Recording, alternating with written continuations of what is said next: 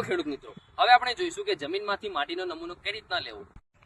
સૌપ્રથમ આપણે આપણા ખેતરને 5 ભાગની અંદર વહેંચી લેવાનું છે.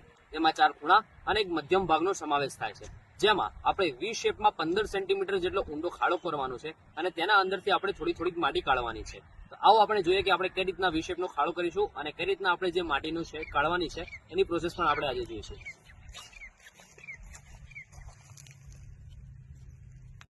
ત્યારબાદ દરેક ખાડામાંથી લીધેલી માટીને એક સ્વચ્છ થેલીની અંદર એકત્રિત કરો, જેમાં એક વસ્તુનું ધ્યાન રાખો.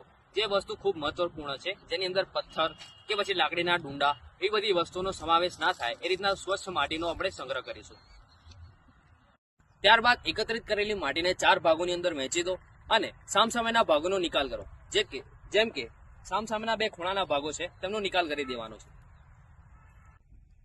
સામસામેના ખૂણાવાળા ભાગને આપણે અલગ કર્યા બાદ બાકી રહેલા 2 ભાગને બરોબર મિક્સ કરો. આ પદ્ધતિને આપણે 2 થી 3 વખત દોહરાવીશું. ત્યારબાદ અંદર જે 400 થી 500 ગ્રામ જેટલી માટી વધે તેને આપણે એકત્રિત કરીને એક સ્વચ્છ બેગની અંદર પેક કરી દઈશું.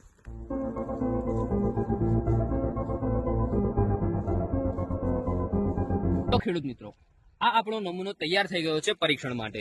હવે આપણે આને સ્વચ્છ થેલીમાં પેક કરીશું. સેમ્પલ જ્યારે આપણી થેલીમાં પેક થઈ જાય ત્યારબાદ આપણે ખેડૂતનું નામ, ખેડૂતનો નંબર, તેનું એડ્રેસ અને તારીખ આ પ્રમાણે આપણે થેલીની ઉપર ચોંટાડી આપવાનું છે, જેથી કરીને પરીક્ષણ કરનારને પણ એની જાણ રહે.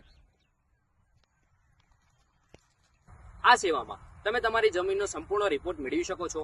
આ રિપોર્ટની અંદર તમને તમારા જમીનમાં રહેલા પોષક તત્વોની જાણકારી અને તેમનો જૈવિક ઉકેલ મળી જવાનો છે. અમારો ઉદ્દેશ્ય સ્વસ્થ જમીન, મજબૂત પાક અને સમૃદ્ધ ખેડૂત. તો ચાલો મિત્રો, આજે જ તમારી જમીનનું પરીક્ષણ કરાવો અને તમારી જમીનને આપો યોગ્ય પોષણ. એમસેફ બાયો ઓર્ગેનિક્સ હંમેશા તમારી સાથે છે, કુદરતી ઉપજ અને સ્વસ્થ જમીન માટે.